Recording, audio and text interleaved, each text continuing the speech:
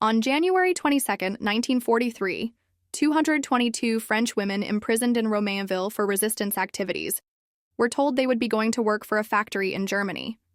5 days later, on January 27, 230 women from Romainville would find themselves in Auschwitz-Birkenau.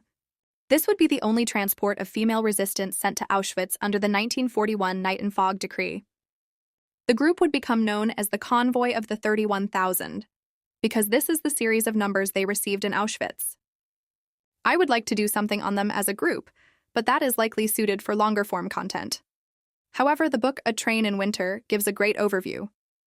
Amongst the deportees was Anne-Marie Apot. Here she is below with her husband and son.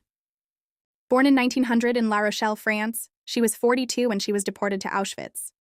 Always politically active, she helped those fighting Franco during the Spanish Civil War, and she and her husband, Marcel Apot, were trade unionists. Anne-Marie, also known as Annette, opened a cafe in La Rochelle that served as a meeting place for resistance fighters. She would also take in illegal immigrants and those on the run. In July 1942, her young son Claude went to her sister's home, and later that month, Anne-Marie would be arrested for harboring those in the resistance known to the Germans. She would never see Claude again. She would be held at Romainville before being sent to Auschwitz with the now famous group of women.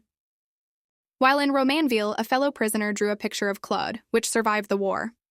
She also threw a note from the train, which survived. It read, "Our heart remains in France with you. I love you, my little Claude."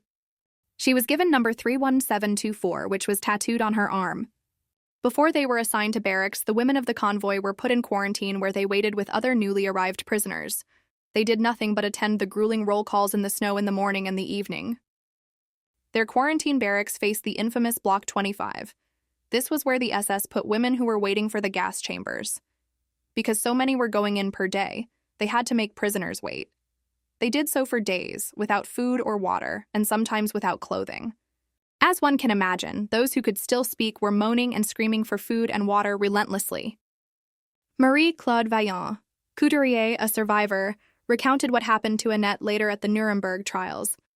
One day, Annette Apot, one of our companions, passed near Block 25 and felt pity for those women who screamed from morning to evening in all languages, a drink, water, water."